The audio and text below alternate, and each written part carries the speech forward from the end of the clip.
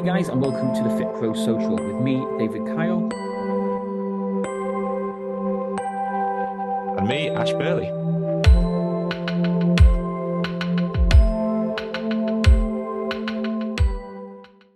Hey, super quick before we get into this week's episode. If you'd love a load of guides on how to generate more leads, how to chase sales, Canva graphics for your social media, Facebook ads, copy, and so much more for free, simply head over to thefitproportal.com/free. Anyway, let's dive into this week's episode.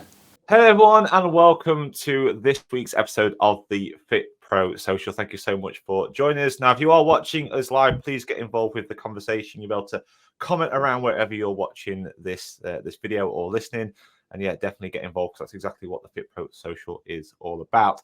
Now, before we get into what we're talking about today, I want to talk about what happened yesterday. We had a pretty awesome day, didn't we, Dave, yesterday? Yeah, I'm still half asleep today. If you are watching, definitely do comment below. Today, it's a tough subject. It was one that we talked about a lot yesterday at our first ever mastermind. Really good fun. It was good to do a small scale one just to kind of see how everything works, things that we can improve on and work on to make it better. But there was one topic, and that's what we're going to talk about today. And I think it's a tough topic because nobody really likes the topic, which makes it an interesting topic. Yeah, definitely. And it was like their big thing that came up yesterday. And if you haven't heard what happened yesterday, because some people even messaged us today and said, "Oh, I didn't realize this was happening." We obviously had the FitPro Social. We run FitPro Social events that are completely free to come to most of the time. But every quarter we have something called the FitPro Mastermind, which is an event you come around and surrounded by like-minded people, and we all just get together. This time we dug into lots of different things, but the idea was for everyone to come away with an actual plan for this next quarter. And hopefully, I think we achieved that. But it was an amazing event, covered loads of cool stuff. Had a special guest speaker in, which is kind of what this subject is all about today.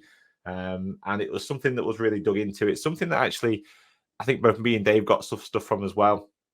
And as Dave mentioned there, it's one of those subjects that nobody really likes to talk about because it's boring. And that is basically, we're going to discuss why your finance knowledge is costing you big time. That's what we're going to go in today. So if you're listening to this thinking, Ash, I really don't want to talk about this, I'll just ask you to hang around, to stick with us and listen to what we're going to talk about, because this is probably one of the most important things you need to understand within your business. I really do think that. So yeah, let's kind of dig into it. I think it's important as well. I think it's crucial because some of the stories that Debbie was telling us yesterday, where either they made more money or they were penalized, which cost them money, like those two small factors there alone should be enough to make us want to do this. Even like I'm saying it now, I don't want to do it. That's why I got an accountant to do it, but I still don't really know what the accountant does, and I should be learning this stuff just on a very general level, so I know they're doing their job correctly. And if something does go wrong, then I'm not being penalized, because clients leaving you a bad review, it's not great. Clients asking for refunds, not great. Having the government chase you down on your back, that is the worst thing that you want, because that can lead to very, very bad situations. Yeah, it can put you in an awful situation, and just the whole process of going for that can be an awful process to go through. The amount of time it will take up and everything like that. And I think it's just important to get it right in the first place. And one interesting thing you mentioned there is about an accountant.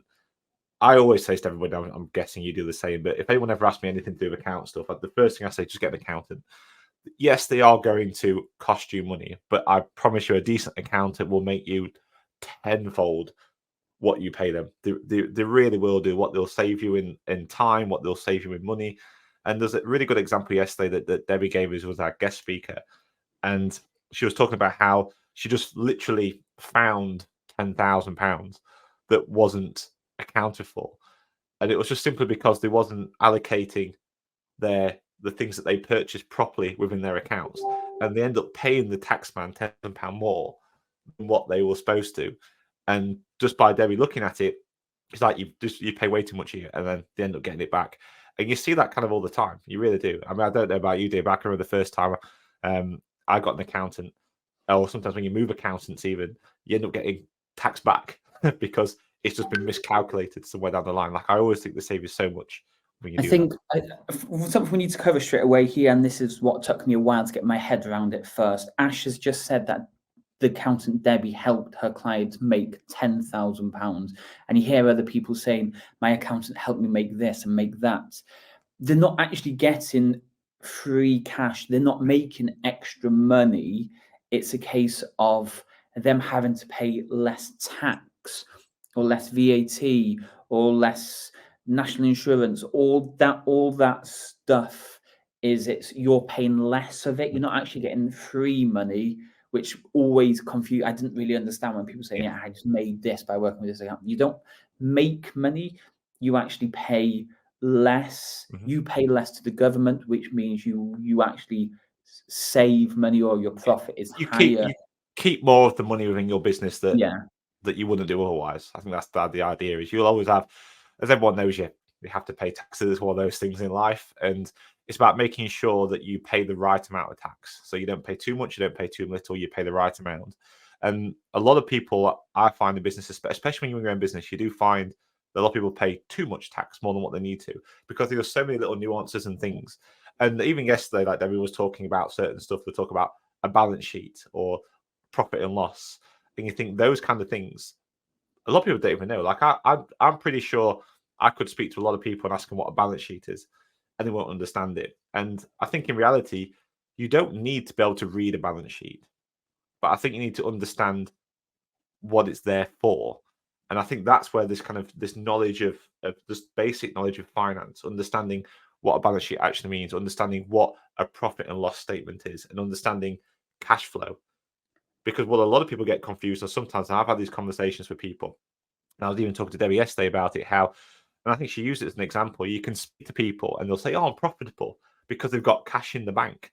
But cash in the bank doesn't necessarily mean you're profitable. It just means your cash flow is giving you cash at the moment.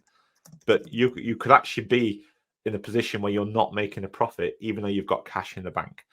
And it's those kind of things that can sometimes be very confusing when especially when you're quite new to business, or you haven't taken the time to learn about some of this, what should we call it, like financial literacy, if you like. And that's why I think accountants are literally worth their weight in gold when it comes to stuff like this. But Ash, why are you telling me this? So I'm a one-man band. I'm self-employed. Or Ash, why are you telling me this? My studio is only making like 150, 200,000 pounds a year. I'm not a corporate company. I don't need to know this stuff. I can just do the bookkeeping on the weekend, submit my accounts at the end of the year, and I don't need to know this. A lot of people will say that, and I promise you, when I was very, very young, I was kind of the same thing. It's only because I was quite lucky. I had people around me that was like, "No, you need to go and do this and learn this kind of stuff." The problem is, it is quite a complicated thing. Tax is quite a complicated thing, and if you get things wrong, let's say if you're a small business, you may do 150,000 a year as a studio, or even smaller. Even if you're doing 20,000 a year, it doesn't matter.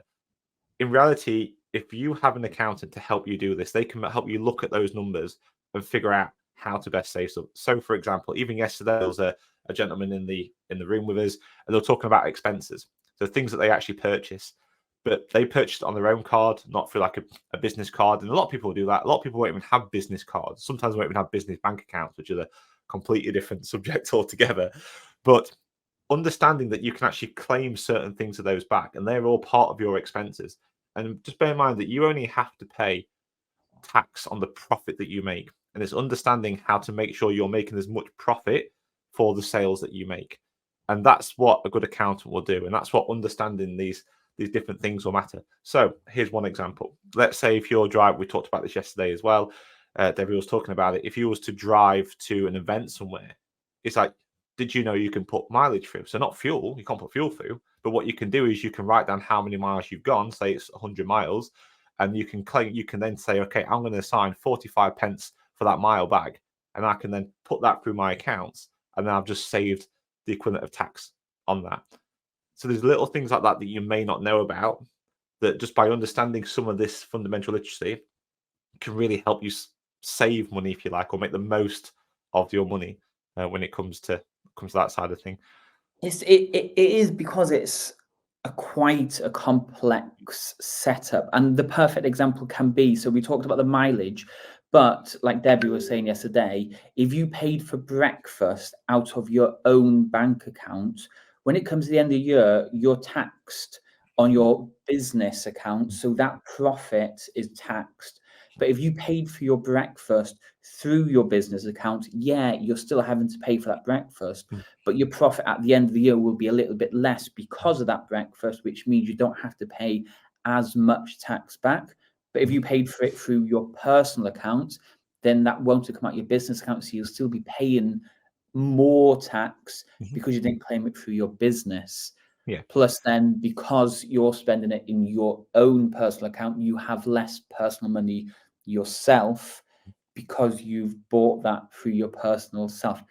Again, hey, it's going to pause it there for literally 2 seconds. If you're loving this week's episode, please let us know in the comments below, and don't forget to subscribe. The more people we can get subscribing, the bigger guests we can get, and the more people we can help with the content being shared. Anyway, let's dive back into today's episode.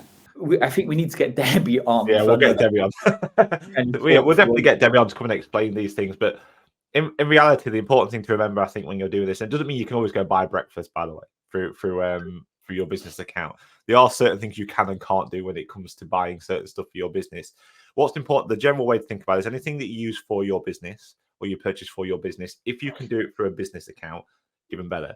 But that can be then offset. I think it's probably the better word to offset against your tax bill. Because basically what it will do is it means you'll make less profit in your business. Now, there's lots of other things that can happen as well in your business to help you make more profit. But that's just one side of it. One side about why understanding that financial knowledge is important, because it understands what you can and can't do in your business and how you can make the most of the income that you bring into your business. But there's another side of this as well, which is actually understanding the numbers, understanding the patterns. So I talked a little bit there about cash flow, and I also mentioned about profit and loss and profit.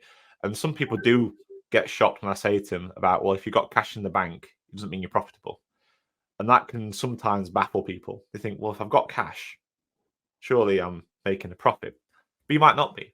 Let's think if you're selling a service to somebody, and you're selling like a 12-week program, a fixed program to someone, and maybe 1 month you're actually selling.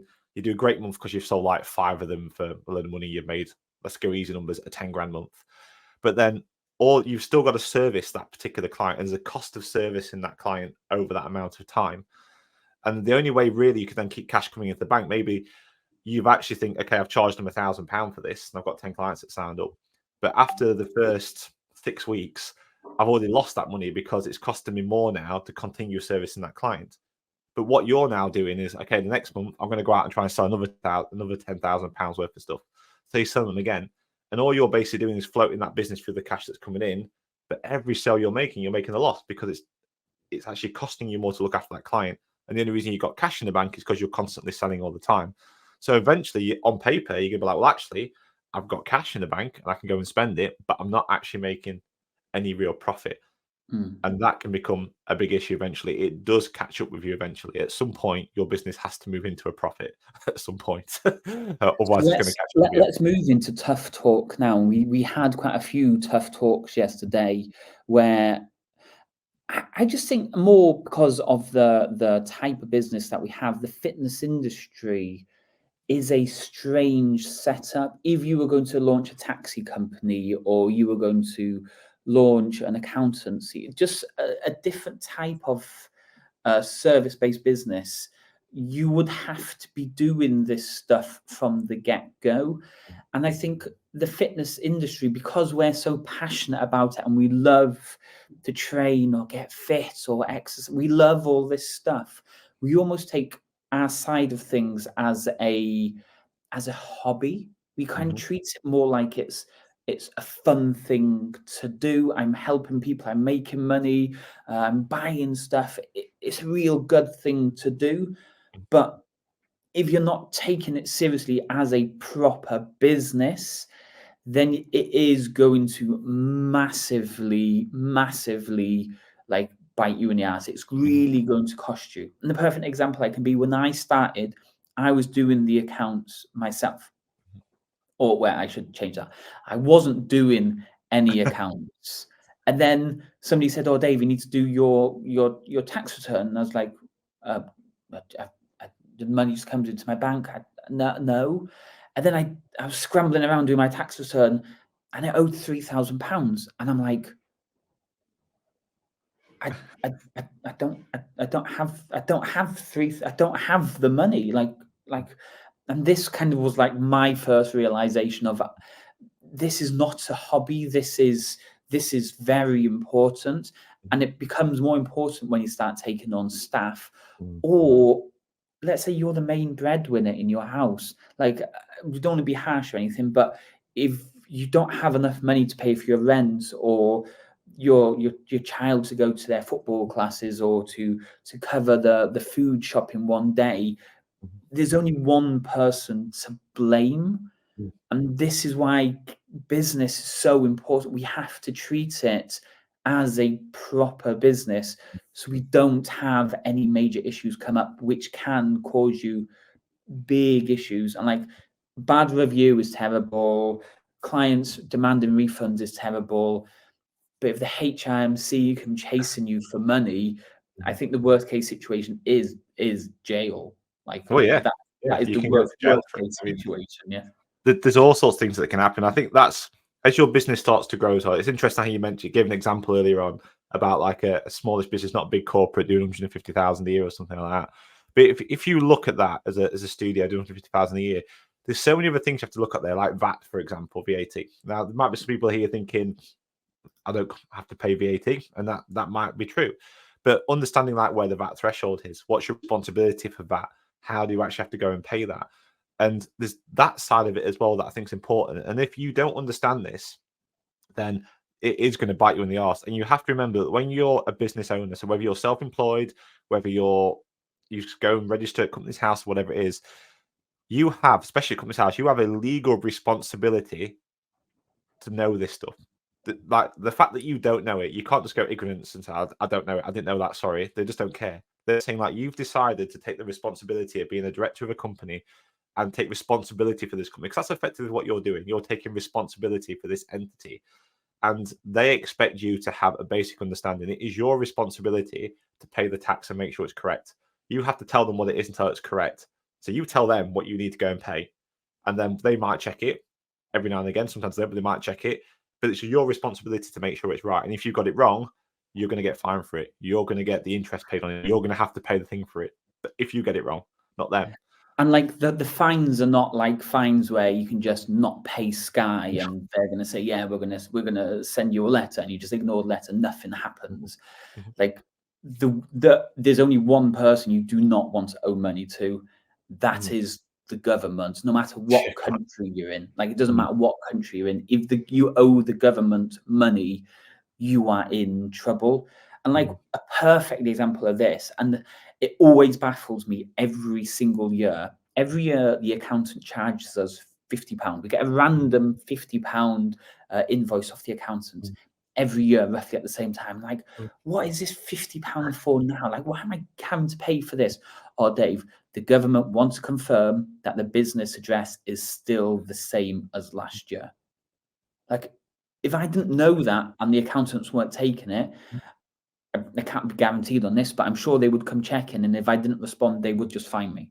Like, again, I know Debbie is watching this, so Debbie, maybe you can jump in and say, if we don't respond to that letter, do we get fined, or do we get in trouble? Small things like this. Again, the government are the worst people you want on your back. If you don't do what they need you to do, yeah, you are in trouble. We can do all sorts. I mean, I've heard, again, these are kind of stories and things like that I've heard, so I don't know for sure. Just for clarity, by the way, me and Dave aren't accountants. We aren't tax experts. We aren't anything like that. We're just business owners, and we've had our own experience with this kind of thing. Both of us hire experts in to help us deal with this kind of stuff. What we're trying to do here is just share our opinion and our experience, and just things that we've seen and heard of and stuff like that. But there you go. Debbie's just commented, so everyone can see this on the screen if you want to screenshot it quickly. Obviously, what we're talking about here is the UK government finance side of things. This is completely different if you're based in any other country. Like, when people tell me about some of the stuff that happens in the US and stuff that they need to do, it blows my mind, because that seems even crazier than what we need to do here in the UK. Oh, she's saying, it is a criminal offence, which can result in directors being fined personally in the criminal for just not confirming that your business is at the same address. Like how severe these things are, guys. We really need to take our business seriously when we are like Ash said. Once you tell the government you're launching a business, it changes the game. It's not a hobby. This is serious. Yeah. No, and it's not being employed. I think the employment thing is quite an interesting one. When you're employed, everything's kind of taken care of you. Like Dave talked there about his £3,000 tax bill when he first did it, and I promise you, everybody gets caught off guard the first time. Everybody does. It's very easy to get money coming in. It's hard sometimes when you're first making all this money. Think, oh, I need to save this back for my tax, or even understanding how to work it out. And like, for example, now when we do it for our tax, we know what our tax allocation needs to be roughly, because our business, we've got enough patterns, we've got enough data to go, this is how much we need to save back from each one. This is what gets put into a separate account to hold our tax in there. We do a separate account for our VAT as well, and it's calculated. I think we were talking to Debbie yesterday. People were asking why I do a P&L every month.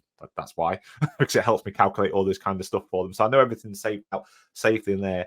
And then what we do is we can do our end of year earlier, and we can even take some of that money and we can invest it in areas to make more income off of it. There's loads of things you can do when you understand the numbers of it all, but you never do that when you first start. Like you normally spend all your money. We do something similar. So we know roughly how much money we bring in every single month. We've taken it way further. We've basically divided that by 20%, work time, divide that by 30, and we just put that amount away every single day into a VAT pot and a tax pot inside our Starling account. So then when it comes to paying the VAT, it's extremely painful that you have to grab all that money and just hand it over. But I don't need to worry about it. Same for the tax. That tax is just building every single day. And then if we see our month, we've suddenly gone up, then we just need to work out and then just add more. I'm not checking every single day and make sure the exact 20% is going in. Because the good thing about tax, yeah, it's 20%, but it's 20% on your profit. So what we have at the end of the year, we take 20% tax of the income. At the end of the year, we now have a big bonus, you could call it, because out of that 20% income, not all of it's going to be profit. So maybe, I don't know, half of it could be profit. So we still have a good chunk to ourselves. The VAT, though, that is 20%. Yeah, VAT is an interesting one. I mean, like the way I kind of do it in my mind is I always make, and it isn't. It's not our money. That's the thing about it. It's not our money, and the reason it becomes an issue for a lot of people, it's a bit different maybe for me and for Dave, I guess, because we're kind of business to business. So for a long time, I used to have a price plus VAT. Now the price includes the VAT, but we still obviously have to pay it. But in reality, we've accounted for that. And this is again where this financial knowledge comes into play. If you're saying for business and you intend to earn over, Debbie might have to correct me, but I think it's 85,000 a year. I can't remember. It changes all the time. Last time I heard it was 85,000 a year. But if you earn over 85,000 a year turnover, so that's income coming in, because it's vatable income coming in, but income coming in, can do. And if that money is coming in, then that VAT on there, you have to pay it. You have to charge VAT on top of that in most circumstances. So if you understand that you have to do that and you're setting up a business in the first place, and the day says you want to take this seriously, then you account for that before you've even started. So you account for the fact that that's going to happen. What tends to happen, though, especially in the fitness industry, is we reach that threshold and we go, oh, crap, we need to now add VAT to the top of this. So it even means we increase our prices by 20%, which is a completely different story, because you've got things to do with your customers and clients and things like that, because in reality, they're not getting anything else. You're not really giving them anything else for that 20% because you're not making any more. You're just collecting this % on behalf of the government. That's literally all you're doing. So they're getting charged more, but not getting anything extra for it. And then that becomes an issue. So a lot of the time, a lot of businesses will absorb that cost. So effectively, you're losing 20% on every single sale that you make because you're now going to go and pay it to the taxman. So that's again why I think this financial literacy is important, because if you understand that from the get-go, you can actually plan for it and take it into account. So as much as like Dave says, he hates VAT. Again, I'm quite lucky in this because I was brought into this at quite a young age. I always had that in my mind that was going to happen. So I accounted for that in it already. So to me, I treat VAT quite differently. I just look at it as like, it's not my money. I'm just basically acting on behalf of the government, collecting that money for them. Hey, just going to pause it there really quickly. If you know any guests that would love to feature, or if you yourself would like to feature on one of these episodes, do let us know by reaching out or letting us know in the comments. Anyway, let's get back into the episode. That's the way I try and treat it in my head. That's my mindset behind it. That's how I deal with it in my head. I do it for free for them, clearly. Yeah. You are technically a tax collector for the government, yeah. Yeah, basically, that's what you are once you pay that, you're a tax collector for the government. That's pretty much it.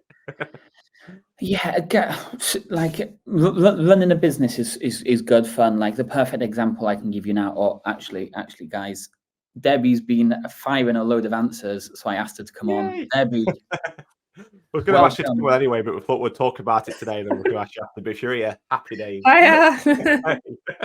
Is everything we've been saying correct, or are we talking a load of rubbish? Let me just turn off my self-talking. There you go. There you go. Is everything that we've said correct, or are we just talking a load of rubbish? Yeah, no, you took it all on board yesterday. Yay! It's always good news. Yes, yeah. I think that's it. When you talk about the VAT threshold, like people get into their head, oh, I've got to stay below this threshold. But like we spoke about yesterday, if you're going to, like one guy was talking about 300k a year, why are you worrying about the VAT threshold then? Just deal with it. Plan it in and go for it. Yeah. I think the planning's the key thing that you said there, plan it in and go for it. And a lot like we talked about yesterday, where you were talking about all those questions that were coming for us. Some were quite interesting questions. I'm not going to all of them right now, but some of the really interesting questions about, like, say, not worrying about the threat threshold. Like, don't hold your business back because you're worried about paying this extra 20%. But as Dave kind of said as well, like taking your business seriously, I think it's such an important thing to do, because if you do that, it means you will plan for it in the first place.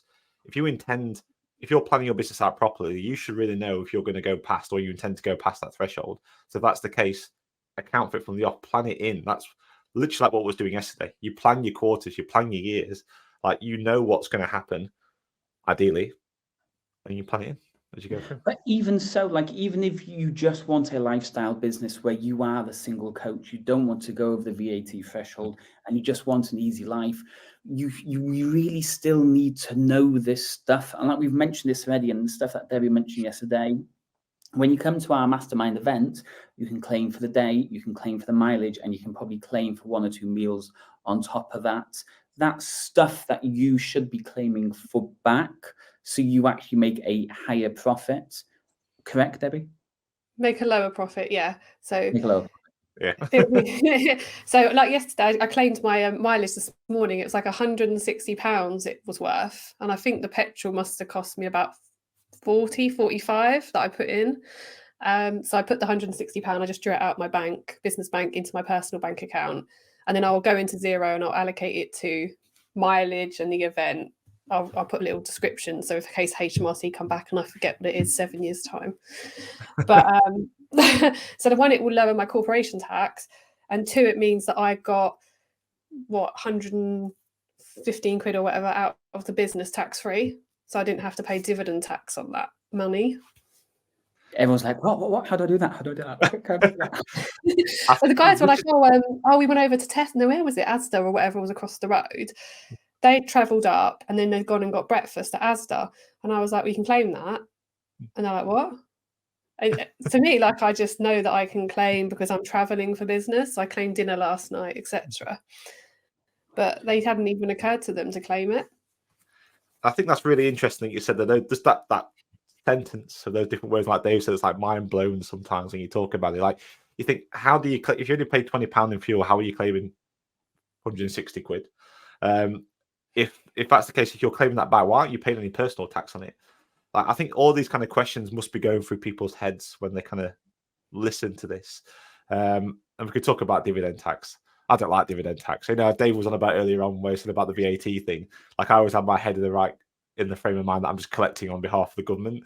But dividend tax I don't like, because I remember the time when I didn't used to pay dividend tax. Well, not until the threshold was a lot higher, you know, before you had the small percentage on, where you could claim dividends without paying any tax up to a certain amount. Yeah, I don't really remember those times. Someone told me it used to be like tens of thousands of pounds that you could take before before tax, but I've not been in that realm. But this year they've obviously lowered it from 2,000 to 1,000, and next year goes down to 500. And then it's tax on top of that. So then I also spoke to my dad the other day, because I take a director's salary. It means that I get much more higher savings allowance. And he same as my mum. He's like, what? I'm like, yeah. And so then I tell people, like this morning I've done some tax stuff for my client, interest on a dividend loan. And because he takes a low salary, it means we can offset it a lot more. I'm just going to confuse people, so I'm going to stop talking. But there are lots of things you can do to speak to your accountant. Yeah, and this is exactly why I think this kind of conversation is important for business, no matter what the size of your business is. Like, it doesn't matter whether you got a 20 grand business turnover or you got a £2 million business turnover. Like, it's so important because there's so many different things you could do. Just the simple things like you mentioned there about the fuel stuff and claiming that back, knowing that you can claim 45p a mile on. I know there's a limit to how much you can do, but like 45p a mile on your mileage and claiming that back for all the wear and tear in your car and all that kind of stuff on it. Like, all those little things matter. And the fact that that's now you because you pay that out. So effectively you don't have to pay any taxes, tax free on it. And those little things, I always find there's hundreds and hundreds of pounds, even just the small businesses, just left on the table that they could be getting back. That's such an important thing. Yeah. One client said to me, oh, you can't have a mobile phone. It's like, yep, that is actually one of the things that they specifically state you can do. So you can, under a limited company, have a business mobile. So I've just bought myself like a 13 Pro. I know, got me upgrading. And I was like, ooh, so actually it's only going to cost me this much money because I'm going to buy it through the company. And then I got like the screens done. Oh, that's my son. But anyway, I put the screens on, paid for by the company, because it's a company asset. So, you know, it costs, instead of costing me £700-800, it's cost me 20% less. So it's the way forward. Yeah, so kind of like to finish today, and obviously special guest Debbie decided to join us at the end. Guys, we really need to we really need to take our business seriously. Like, even if you just want to have as a lifestyle business where it works for you and your lifestyle, there could be money that you're missing out. There could be taxes that you didn't know, but it also could be fines and penalties if you're getting it or if you're not doing it correctly. So for me, just reach out to somebody like Debbie and just have a chat and see how a tax or financial advisor, which is, I think that's the correct term for Debbie, financial advisor. Or tax advisor. I'm going with like financial coach, because financial advisor means like generally investments. But... Okay. So speak to a financial coach, to like someone like Debbie, who can make sure like everything is laid out, and then maybe you can do your own tax returns, or you just need to pay the accountant a very smaller fee for them to do the accounts for you. But yeah, it's not a fun, well, unless you're Debbie, it's not a fun topic to learn. It's not a fun topic that maybe you feel like you have to learn. And me and Ash are probably in that similar situation. We don't really want to know it. It's hard to understand, hard to learn, but we have to have this knowledge to save us, either make us more money or save us from losing out big time. Yeah, I think that's the way I think about it. Like, the reason it's fun to talk about is because it means more money in your pocket to go off and do fun things like go to Florida, etc. So if you can look at it that way, it means more money in your pocket. Then, and the last thing, I guess, is like we said about a lifestyle business, they should be tracking, because if they want to be under that threshold because they don't want to go and make hundreds of thousands, then you need to track it, because then you know, actually, if I take on that client, I'm only going to make this much on it because I'm going to have to go VAT registered. Whereas if I just hold off, I can stay under that threshold. So it's still important for them to track. And if people who listen to this thing want to learn a bit more about, like, where do you go to learn this kind of thing? I know you mentioned about the financial coaches. Is there anywhere they can go to now, or do you have anything like the course I know you're looking at the moment where they can go to and start learning some of these fundamental things?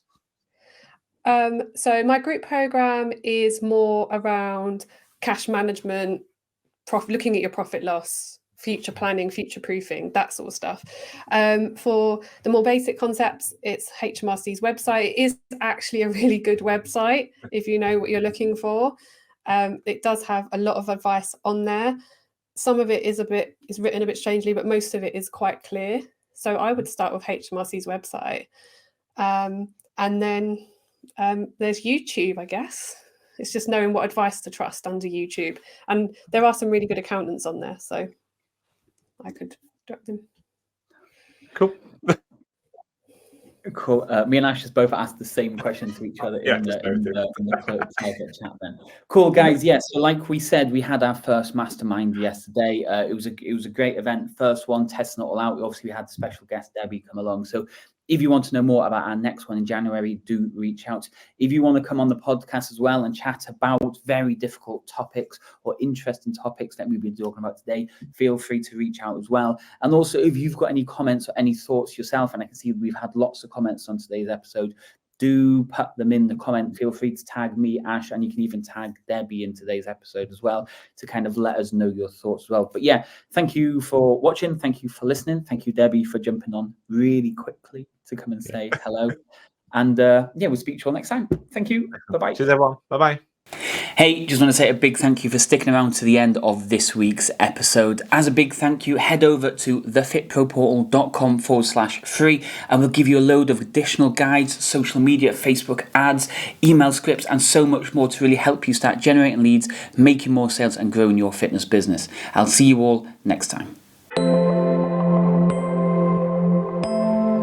Thank you for joining us on this week's episode of the FitPro Social. Make sure you subscribe so you don't miss out on future episodes.